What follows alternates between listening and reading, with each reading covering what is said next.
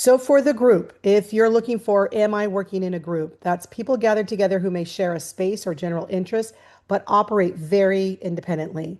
Their goal is 100% their individual targets, and those individual targets may lead up to the organization, but they kind of produce in separate personal outputs.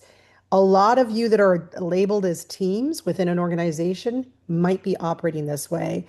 And when that happens, we tend to throw we're a team mainly because we get together and we update each other. A great example of this is what I would call senior leadership teams. I see this happen all the time. They're like, we're a senior leadership team, but we don't actually make things happen together.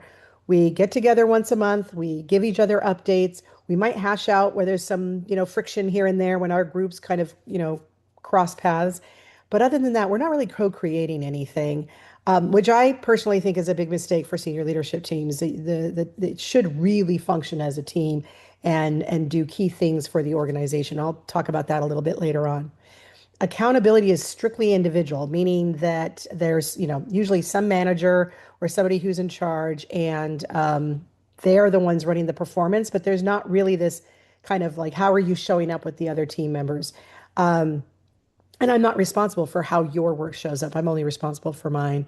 And we don't really cross over a whole lot. And it's really that single leader.